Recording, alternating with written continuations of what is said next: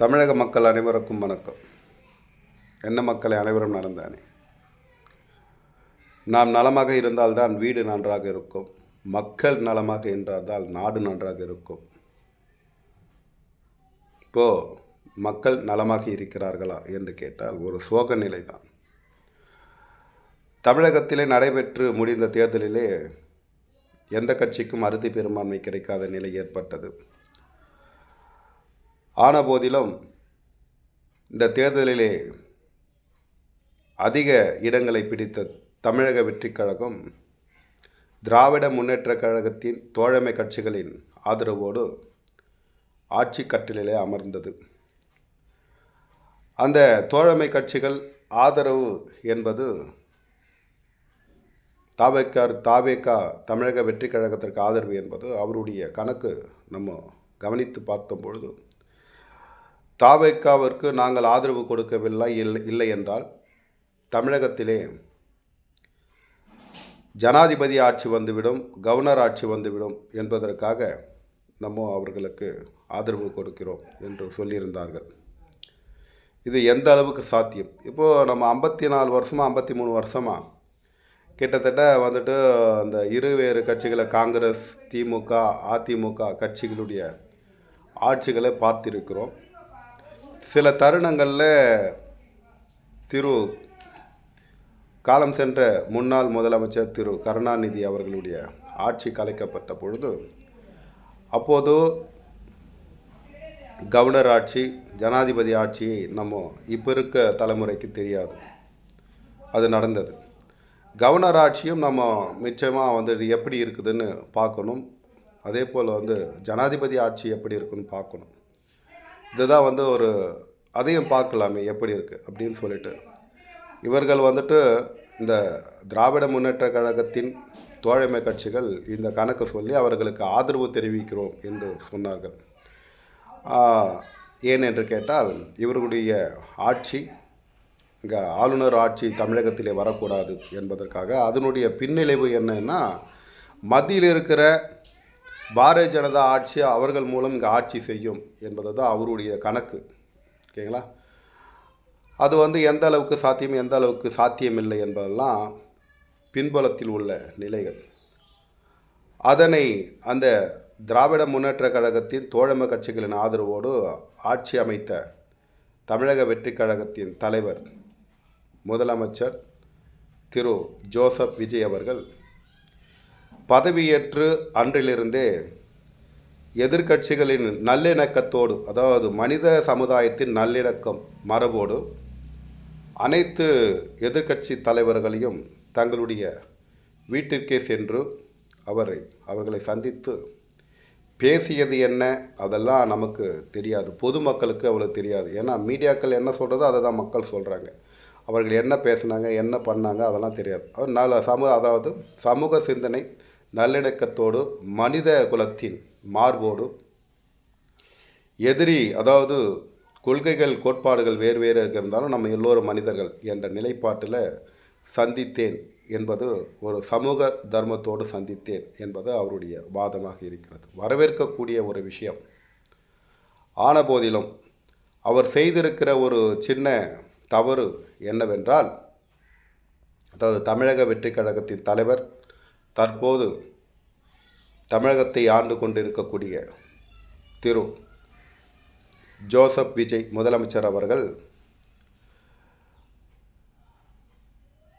முன்னாள் முதலமைச்சர் திரு எடப்பாடி அவர்கள் சட்டமன்றத்திலே பதவியேற்கும் பொழுது அவருக்கு நமஸ்காரம் செய்யும் பொழுது அவர் திரும்ப நமஸ்காரம் இவருக்கு வைக்கவில்லை. அவர் கண்டும் காணாமல் இருந்திருந்தார்.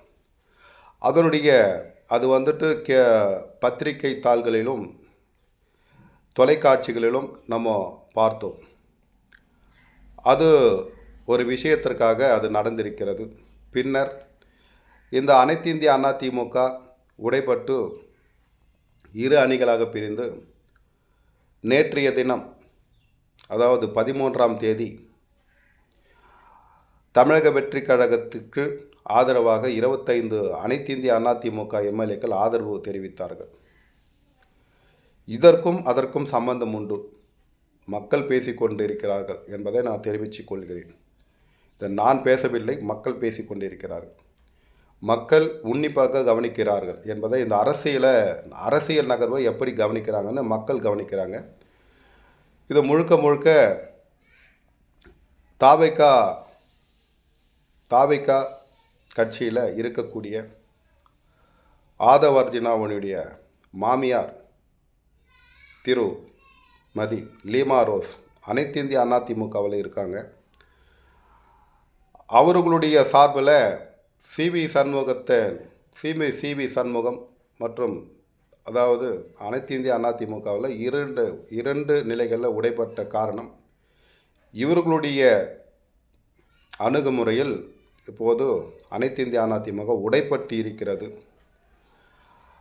இந்த தமிழக முதலமைச்சர் மனித இன மார்புக்கு பங்கம் ஏற்படாத வகையிலே நல்லிணக்க அடிப்படையிலே அனைத்து எதிர்க்கட்சிகளும் சந்தித்த இவர் முன்னரே தெரிந்திருக்கிறது, இவருக்கு எடப்பாடியாருக்கு நம்ம துரோகம் செய்கிறோம், அவருக்கு நாம் ஏன் வணக்கம் வைக்க வேண்டும், அவருடைய மனசாட்சி அவரையே குற்றி கொண்டிருக்கிறது. அதனால தான் நான் சட்டசபையில் அவருக்கு வணக்கம் வைக்கவில்லை. அனைவரையும் சென்று எதிர்க்கட்சி தலைவர்களை நேரடியாக சென்று சந்தித்த திரு ஜோசப் விஜய் அவர்கள்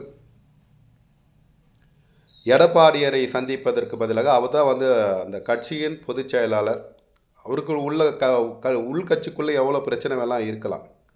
ஆனால் தற்போது தேர்தல் ஆணையத்தால் அங்கீகரிக்கப்பட்ட, பொதுமக்களால் அங்கீகரிக்கப்பட்ட ஒரு கிட்டத்தட்ட அதிமுக அழிஞ்சிடும் என்றே நீங்களாம் சொல்லியிருக்கீங்க. தமிழக வெற்றி கழகம் எங்களுக்கும் திமுகவும் தான் போட்டி, இதில் அதிமுக கணக்கெடுக்கலை. அப்படி என்றால் அதிமுக ஒன்றும் சாதாரண கட்சி இல்லை. அவர் ஆளுங்கட்சியை முதன்மைப்படுத்தி தான் திமுகவுக்கு எனக்கு தான் போட்டி அப்படி சொல்லி வந்தார். ஆனால் அந்த அடிப்படையில் இவர் கணக்கு அனைத்து இந்திய அதிமுகவை எடுக்கலை. இப்படி 4 முனை போட்டி நடந்ததில் தமிழக வெற்றி கழகத்திற்கு கிட்டத்தட்ட 108 தொகுதிகளும், திராவிட முன்னேற்ற கழகத்திற்கு 75 தொகுதிகளும், அதிமுக அனைத்து இந்திய அதிமுக கூட்டணிக்கு 53 தொகுதிகளும் கிடைத்தது. இது மக்கள் சரியான தீர்ப்பு தான். இப்போ இந்த 53 75 பார்த்திங்கன்னா அதாவது தமிழக வெற்றி கழகத்தை எதிர்த்தே மக்கள் வாக்களித்துள்ளார்கள் என்பதை தான் நம்ம புரிஞ்சுக்கணும். இவருக்கு அறுதி பெரும்பான்மை கிடைக்கவில்லை என்பதை நம்ம முதல்ல புரிஞ்சுக்கணும். அப்போது அந்த திராவிட முன்னேற்ற கழகத்தின் தோழமை கட்சிகளின் ஆதரவோடு இவர் ஆட்சி அமைத்திருக்கிறார். அந்த தோழமை கட்சிகள் எந்த தருணத்தில் வெளியிலிருந்து ஆதரவு தருகிறேன் என்று சொல்லி வெளியிலிருந்து ஆதரவு தருவாங்க, காங்கிரஸை தவிர. இந்த காங்கிரஸுக்கு 5 எம்எல்ஏக்கள் உண்டு. அந்த 5 எம்எல்ஏக்கள் அவருடைய ஆதரவு நிச்சயமாக தொடரும், அதில் மாற்று கருத்தில்லை. மற்ற தோழமை கட்சிகளிடம் கிட்டத்தட்ட ஒரு 8 சீட்டு உள்ளது. அந்த 8 சீட்டு எப்போ வேணாலும் திரும்ப பெறலாம் என்ற ஒரு ஐயம் ஆளுங்கட்சிக்கு இருக்கிறது. ஆகவே அவர் எடப்பாடியை சந்திக்காமல் இரண்டாக பிளவுபட்ட திரு சிவி சண்முகத்தை சந்தித்து அவர் ஆதரவு பெற்று தற்போது ஆட்சியை நீடித்து உள்ளார் என்பதை நம்ம தெரிவிச்சுக்கோ. இங்கே குதிரை பேரம் நடைபெற்றதா, இதனுடைய பின்னணிகள் என்ன, அதிமுக உடைவதற்கு, அதிமுகவை அழிப்பதற்கு விஜய் சபதமிட்டு உள்ளாரா, இதனுடைய தமிழக வெற்றி கழகத்தின் பொதுச் செயலாளராக, துறை பொதுச் செயலாளராக அர்ஜுனாவும் ஈடுபட்டு உள்ளாரா, அதேபோல் அவருடைய மாமியார் அனைத்து இந்திய அதிமுக கட்சியில் தற்போதைய எம்எல்ஏ லீமா ரோஸ், இவர் அதிமுக எம்எல்ஏ, இவருடைய தலைமையின் கீழே தான் இப்போது இது உறுதிப்படுத்தப்படுகிறது. இதெல்லாம் மக்கள் பேசிக்கிட்டு இருக்காங்க. இந்த லீமா ரோஸால் தான் தற்போது இந்த அதிமுக உடைப்பட்டு இரண்டாக நிற்கிறது. இதில் நிறைய பேர் பணத்திற்காக ஆசைப்பட்டு திரு விஜய் அவர்களுக்கு மறைமுகமாக, அதாவது பணத்தை இங்கே முதன்மைப்படுத்தவில்லை. ஏன்னா இவங்க கேட்குற காரியங்கள், இவங்க கேட்குற சிந்தனை எல்லாம் திராவிட முன்னேற்ற கழகமும் அனைத்து இந்திய அதிமுகவும் இணைந்து ஆட்சி அமைப்பது என்று பேசியது எங்களுக்கு பிடிக்கவில்லை என்று ஒரு காரணம் சொல்லி கொண்டிருக்கிறார்கள் இந்த பிரிந்த பிரிவினர். அதேபோல் அதற்கு மறுப்பு தெரிவிக்கிறார்கள். இல்லை ஏதோ ஒரு பிரச்சனை சொன்னால்தான் மக்களிடம் எடுபடும். ஏன்னா நாங்கள் வந்துட்டு அதாவது ஒரு கட்சி ஒரு ஆதரவு கேட்க வேண்டும் என்றால் அந்த கட்சியின் தலைமையிடம் ஆதரவு கோர வேண்டும். யாருமே வந்து வேண்டுமென்றே என்று வந்துட்டு யாருக்கும் ஆதரவு தர மாட்டார்கள். அது நாகரிகம் அல்ல. இப்போ அனைத்து இந்திய அண்ணா திமுகவில் நடந்திருக்கிறது குதிரை பேரம் தான். ஏன்னா இந்த யாருமே வந்துட்டு தாவேகா சார்பில் அதிமுகவிடம் முன்மொழியவில்லை. எங்களுக்கு ஆட்சிக்கு தாங்கள் ஆதரவு கொடுக்க வேண்டும் என்று முன்மொழியவில்லை. அப்போ குதிரை பேரம் பேசப்பட்டு இவர்கள் இந்த கட்சியை உடைத்து அவர்களுடைய 25 எம்எல்ஏக்கள் ஆதரவு பெற்றிருப்பது என்பது முழுக்க இங்கே நம்பகத்தன்மை ஏற்படுத்தி உள்ளது. மக்கள் யாராலுமே நம்பிட்டு இருக்காங்க இந்த குதிரை பேரம் நடந்து உள்ளது என்று. ஆகவே தமிழக வெற்றி கழகம் அனைத்து பிரிவினருக்கும் எங்களுடைய பார்வை ஒன்றாக இருக்கும் என்பது எந்த அளவுக்கு சரி என்று தெரியவில்லை. ஆகவே அதிமுகவை அழிப்பதற்கு எந்த கொம்பனாலும் முடியாது என்பதை நானும் தெரிவிக்கிறேன். நானும் வந்துட்டு மக்களில் ஒருவன் தான். அதாவது அரசியலை பொறுத்த வரைக்கும் யாருமே வந்துட்டு பெரியவர்கள் இல்லை. அரசியலில் வந்துட்டு நம்ம வெளியில் பேசிக்கொள்ளலாம், மேடையில் பேசலாம். நான் இதை செய்வேன் அதை செய்வேன், ஒருவரை குற்றம் சாட்டுவது, ஒருவரை புறம் சொல்வது, ஒருவரை சாடிக்கொள்வது, ஒருவரை அடித்து கொள்வதெல்லாம் வெளியில் தான். அங்கே ஆட்சி கட்டளையில் இப்போ சென்று அமரும் பொழுது அங்கே என்னென்ன பிரச்சனைகள் இருக்கிறது, எதெல்லாம் நம்ம வந்து சரி செய்ய வேண்டும், எதெல்லாம் சரிநிகராக பார்க்க வேண்டும், பல்வேறு பிரச்சனைகள் இருக்கிறது. அங்கே சென்றால் தான் தெரியும். ஆகவே வெளியில் பேசுவதெல்லாம் மக்கள் நம்பிவிட்டு அவர்கள் ஒருவரை ஆட்சி கட்டளையில் அமர்த்திருக்கிறார்கள். அது தவறான விஷயம். ஆக தமிழக வெற்றி கழகம் நினைத்ததை சாதித்தது. அனைத்து இந்திய அதிமுக அழிந்துவிடும். அவர் தான் அதிமுகவை வந்து தமிழக வெற்றி கழகத்தால் தான் இன்றைக்கி அனைத்து இந்திய அதிமுக பிரிந்து உள்ளது. அந்த பிரிந்தவர்களெல்லாம் வந்துட்டு அனைத்து இந்திய அதிமுகவுக்கு துரோகம் செஞ்சுருக்காங்க. செல்வி ஜெயலலிதா அம்மையாருக்கு துரோகம் செஞ்சுருக்காங்க. இந்த கட்சி நிறுவனர் காலம் சென்ற டாக்டர் புரட்சி தலைவர் எம்ஜிஆர் அவர்களுக்கு துரோகம் செஞ்சுருக்காங்க. இதெல்லாம் வந்துட்டு அவருடைய ஆன்மா வந்துட்டு இந்த தாவேக்காவிற்கு ஆதரவு தந்த எம்எல்ஏக்களை மன்னிக்காது. அதேபோல் தமிழக மக்களும் இவர்களை மன்னிக்க மாட்டார்கள். இந்த அனைத்து இந்திய அதிமுகவில் மட்டும்தான் பெரிய பிரச்சனையாக போயிட்டுருக்கு. எப்போயுமே வந்து ஒரு தலைமை மாறிவிட்டால் அந்த திராவிட முன்னேற்ற கழகத்தில் அந்த மாதிரி ஒரு பிரச்சனை இல்லை. அதாவது அவர்களுடைய தொண்டர்கள் தலைமைக்கு கட்டுப்பட்ட ஒரு கழகம் எது என்று கேட்டால் அது வந்து நிச்சயமாக வந்துட்டு திராவிட முன்னேற்ற கழகமாக நம்ம எடுத்துக்கலாம். அதாவது ஒரு கட்சி தலைமை ஒரு ஆதரவு ஒரு கட்டளை இட்டால் அந்த கட்டளைக்கு உடன்பட்டு அனைத்து தொண்டர்களும் நடந்து கொள்வார்கள். கட்சியை விட்டு வெளியேறியவர்களை தவிர. ஆனால் இந்த அனைத்து இந்திய அதிமுகவில் மட்டும் பதவிக்கு யார் வந்து இப்போ வந்து பதவிக்கு ஆசைப்பட்டு எல்லாருமே நடக்கிறது வந்து தவறான விஷயம்.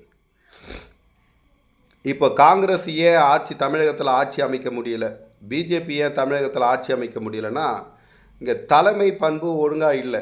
தமிழகத்தில் தலைவர் யார் என்று மக்களுக்கு யாருக்குமே தெரியாது. அவங்க எல்லாம் இப்போது நம்ம திராவிட கட்சி தமிழக மக்கள் அதாவது திராவிட கட்சி திமுக வந்துட்டு என்ன சொல்கிறது, டெல்லி தலைமை இங்கே வந்து அனுமதிக்கக்கூடாது என்று அவர் வாதிட்டு வருகிறார். அவர் வந்துட்டு பாஜக மட்டும் சொல்லலை, காங்கிரஸும் தான் சேர்த்து சொல்கிறார். இது மறைமுக சூட்சமம். அப்போ டெல்லியில் இருக்கிற ஒருவர் இங்கே வந்துட்டு கையை காட்டி நீ தான் ஆட்சி அமைக்க வேண்டும்னா அது வந்து சாத்தியமில்லை. அதனால தான் தமிழக மக்கள் வந்துட்டு தேசிய கட்சிகளை புறக்கணித்து மாநில கட்சிகளுக்கு அங்கீகாரம் தருகிறார்கள். அப்போது தேசிய கட்சிகள் இங்கே வளர வேண்டும் என்றால் முழுமையாக நிலையான ஒரு தலைவரை நியமிக்க வேண்டும். கிட்டத்தட்ட ஒரு தேர்தலுக்கு முடிந்த பிறகு வேணால் நீங்கள் வந்து மாற்றிக்கொள்ளலாம். ஆனால் ஒரு 5 வருடத்துக்குள்ளே ஒரு தலைமைக்கு 5 தலைமை பொறுப்பாளர்களை நியமிக்கிறீங்க. எந்த அளவுக்கு கட்சி வளராது. தற்போது தமிழக வெற்றி கழகத்திற்கு ஓட்டு போட்டிருக்காங்க. ஏன்னா வந்துட்டு இந்த சிறு கட்சிகள் எல்லாம் திமுகவோட கூட்டணி அமைச்சு தேர்தலை சந்திக்கும் போது இங்கே தமிழக வெற்றி கழகம் வந்து ஒரு சினிமா ஸ்டாரோட கட்சி. சினிமா ஸ்டார் கட்சி என்றாலே மக்களுக்கு வந்து எல்லாமே பிரபலம் அடைஞ்சிடும். இப்போ வந்துட்டு அரசியலுக்கு வரணும்னா முதல்ல சினிமாவை தான் நடிக்கணும். மக்கள் தொண்டெல்லாம் ஆற்றவே தேவையில்ல. மக்கள் தொண்டு ஆற்ற வேண்டிய அவசியம் இல்லை. ஒரு கட்சி தொடங்கணும் அப்படின்னா நீங்கள் வந்துட்டு முதல்ல வந்துட்டு ஒரு 10 வருஷம்னாச்சு சினிமாவில் நல்ல கதாபாத்திரங்களில் நடிக்கணும், நல்ல குணச்சித்திர வேடங்களில் நடிக்கணும், நல்ல நகைச்சுவையாக நடிக்கணும், நல்ல காதல் காட்சிகளில் நடிக்கணும், பாடல் காட்சிகளில் நடிக்கணும். இதை மாதிரி ஒரு 10 வருஷம் நீங்கள் நடிச்சிட்டிங்கன்னா இப்போது அரசியலை கற்றுக்கொள்ளக்கூடிய கல்லூரி சாலையாக சினிமா துறை இருக்கிறது. மக்கள்லாம் சினிமாவில் நல்லா ஹீரோவாக நடிச்சிட்டாங்கன்னா நாட்டை நல்லா கையாளுவாங்க, நாட்டுக்கு நல்லது செய்வாங்க அப்படின்னு சொல்லிட்டு ஒரு தவறான முன்னோட்டத்தை தற்போது தமிழகத்தில் காண முடியும். இது வந்து தமிழகத்தில் மட்டும்தான் நடக்குது, மற்ற மாநிலங்கள் நடக்கிறதில்லை. அதே போல் வந்து இப்போது தமிழன் தமிழகத்தை ஆளுவதில்லை. இது ஒரு வருத்தமான செய்தி. நாம் தமிழர் கட்சி வந்துட்டு கிட்டத்தட்ட வந்துட்டு 15 வருஷமாக தொடங்கி அவர் போராடி வருகிறார். இந்த தற்போது தமிழக வெற்றி கழகமும் வெற்றி பெற்று உள்ளது. அவர்கள் வந்துட்டு அனைத்து இந்திய அண்ணா, அதாவது இங்கே இலவசத்தை அறிமுகம் படுத்தியவர் யார் என்று கேட்டால் காலம் சென்ற திராவிட முன்னேற்ற கழகத்தின் தலைவர் முன்னாள் முதலமைச்சர் மு கருணாநிதி ஐயா அவர்கள் தான் வந்துட்டு தமிழகத்தில் முதலாக வந்து இலவசத்தை அறிவித்தார். அதன் தொடர்ச்சியமாக இங்கே வந்து பல்வேறு குழப்பங்கள், இப்போது வர கட்சிகள்லாம் இலவசத்தை அறிவித்தால் தான் வெற்றி பெற முடியும் என்ற நிலை ஏற்பட்டிருக்கிறது. ஒரு காலத்தில் வந்துட்டு ஓட்டுக்கு பணம் மறைமுகமாக கொடுத்த காலங்கள் போயிட்டு இன்றைக்கி அதிகாரப்பூர்வமாக சட்ட ரீதியாக தேர்தல் அறிவிக்க வெளிவிட்டு அதை சட்டமாக்கி லஞ்சம் கொடுக்கிறார். இதுதான் வந்து உண்மையான நிலை. எந்த கட்சி ஆண்டாலும் பல ராவணன் ஆண்டாலும் நமக்கு ஒரு கவலை இல்லை மக்களே. நீங்கள் வந்துட்டு இலவசத்தை நம்பி ஓட்டு போடாமல் முழுமையாக யார் நல்ல ஆட்சி தருவார்களோ அவர்களுக்கு ஓட்டு போட வேண்டும். இலவசம் என்பது எது வரைக்கும் உங்களுக்கு நீடிக்கும் என்றால் உங்களுடைய வாழ்வாதாரத்தை மேம்படுத்துமா, உங்களுக்கு வேலையை வாங்கி தருமா, உங்களுடைய பொருளாதார நிலையை உயர்த்துமா, உங்கள் பள்ளிக்கு உங்கள் குழந்தைகளுக்கு கல்வியை கொடுக்குமா, உங்களுடைய முயற்சியை வெற்றி தருமா? இலவசம் எதுவுமே இல்லை. அதற்கு மாறாக விலைவாசி தான் உயரும். எவ்வளவு ஒரு அரசு இலவசங்களை அறிவிக்கிறதோ அந்த அளவுக்கு விலைவாசி ஏறும். இப்போ நீங்கள் கடந்த 5 ஆண்டுகளில் நிச்சயமாக பார்த்துருக்க முடியும். அதாவது இலவசங்களை கடந்த ஆட்சியாளர்கள் கொடுத்தார்கள். அதற்கு இணையாக இலவசங்கள் விலைவாசி எவ்வளவு உயர்ந்து உள்ளது. விலைவாசியை பற்றி ஆளுங்கட்சியோ எதிர்கட்சிகளோ பேசுவது இல்லை என்பதை நம்ம தெரிவிச்சுக்கிறோம். பல்வேறு விஷயங்கள் இதில் வந்து இருக்கிறது. இன்றைக்கி முழுக்க அதிமுக உடைபடுவதற்கு தமிழக வெற்றி கழகத்தின் தலைவர் தற்போதைய முதலமைச்சர் ஜோசப் விஜயும் காரணம். அதற்கு உதாரணம் அவர் எடப்பாடி பழனிசாமி சட்டசபையிலே வணக்கம் தெரிவிக்கும் போது அவர் வணக்கம் தெரிவிக்கவில்லை. மேலும் அனைத்து எதிர்க்கட்சி தலைவர்களும் நேரடியாக சந்தித்து வாழ்த்து பெற்றாரோ அல்லது அறிவுரை பெற்றாரோ நமக்கு தெரியாது. ஆனால் சந்தித்திருக்கிறார். மனித குலத்தின் மாண்பு என்று சொல்லி சந்தித்திருக்கிறார். அதன் அடிப்படையில் அனைத்து இந்திய அதிமுகவின் தலைமை பொறுப்பாளர், தலைமை பொதுச் செயலாளர், கட்சியின் முன்னாள் முதலமைச்சர் இவரை சந்திக்காமல் இரு பிரிவாக பிரிந்த CV சண்முகம் இல்லத்திற்கு சென்று இவருக்கு வாக்களித்த 25 எம்எல்ஏக்களை சந்தித்து வந்திருக்கார். அப்போது இதுக்கு முதல் காரணமாக விஜய் அவர்கள் திகழ்கிறார். இன்றைக்கி அதிமுக உடைப்பட்டு 2ஆக இருப்பதற்கு காரணம் விஜய் தாவேகா கட்சி மட்டும்தான் என்பதை நம்ம அறுதியிட்டு உறுதியாக சொல்கிறோம் என்பதை தெரிவித்துக்கொள்ளும். மேலும் வந்துட்டு இந்த தமிழக வெற்றி கழகம் வந்துட்டு ஒரு ஆணையை இட்டிருக்கிறது. தமிழக முதலமைச்சர் ஜோசப் விஜய் அவர்கள் நேற்று வந்துட்டு கோயில், பள்ளிவாசல், அதேபோல் தேவாலயங்கள், பள்ளிக்கூடங்கள், பஸ் ஸ்டாண்ட் இந்த மாதிரி அருகில் உள்ள மதுக்கடைகளை மூடுவது என்று அதாவது மொத்தம் வந்துட்டு 751 மதுக்கடைகளோ ஏதோ போட்டிருந்தாங்க. மூடுவது என்ன வரவேற்கக்கூடிய விஷயம், வரவேற்கிறோம், வாழ்த்துகிறோம். ஆனால் உங்களுடைய இந்த மது கடை அறிவிப்பு நீக்கப்படுகிறது, அந்த இடங்களிலே இருந்து குறிப்பிட்ட இடங்களில் இருந்து எடுக்கப்படுகிறது. வரவேற்கிறோம், வாழ்த்துகிறோம். அதை மீண்டும் அந்த குறிப்பிட்ட பகுதியில் அல்லாமல் பிற பகுதியிலே துறப்பதற்கு தாங்கள் முயற்சி எடுக்கக்கூடாது. இந்த சென்ற ஆட்சியும் அப்படி தான் செஞ்சது. வந்த உடனே மதுக்கடைகளை அப்புறப்படுத்தி மீண்டும் அது இரட்டிப்பு எண்ணிக்கையில் திறந்துச்சு. அப்போ பூரண மதுவிலக்கு தமிழகத்திலே சாத்தியம் இல்லையா என்பது ஒரு கேள்விக்குறி. அதாவது மக்கள் கண்ணெதிரே இருக்கக்கூடிய விஷயங்களை மறைத்து நீங்கள் செய்கிறது நல்ல விஷயம் என்றாலும் கூட, பூரண மதுவிலக்கு தான் தமிழகத்தின் வளர்ச்சிக்கு ஒரு நல்ல உதாரணமாக இருக்கும். வருங்கால இளைஞர்கள் நல்ல வாழ்க்கையில் முன்னேற வேண்டும். அவர்கள் படித்து குடும்பத்தை காப்பாற்ற வேண்டும், நாட்டை காப்பாற்ற வேண்டும். அப்படின்னா பூரண மதுவிலக்கு தமிழகத்திலே வேண்டும். அதற்கு இந்த அரசு என்ன செய்ய போகிறது என்று பார்ப்போம். கிட்டத்தட்ட இந்த 717 மதுக்கடைகளை மூடுவது என்று அரசாணை வெளியிட்டது. 2 வாரங்கள் அனுமதி, அதாவது அவகாசம் கொடுத்துள்ளது. மூடுவது எடுப்பதெல்லாம் சரி, இதை மீண்டும் இரட்டிப்பு எண்ணிக்கையோடு துறக்க முயற்சி செய்யாமல் இருந்தால் நல்லது. கூடுமான வரைக்கும், உங்களால் முடிந்த வரைக்கும் பூரண மதுவிலக்கு அமுல்படுத்த முடியுமா என்று பாருங்கள். அதுதான் நீங்கள் செய்யும் தமிழக மக்களுக்கு நன்றி கடனாக, ஓட்டு போட்ட மக்களுக்கு நன்றி கடனாக இருக்கும் என்று கூறிக்கொண்டு மீண்டும் அடுத்த விமர்சனங்களில் சந்திக்கிறேன். நன்றி, வணக்கம். வாழ்க ஸ்ரீராமஜெயம்.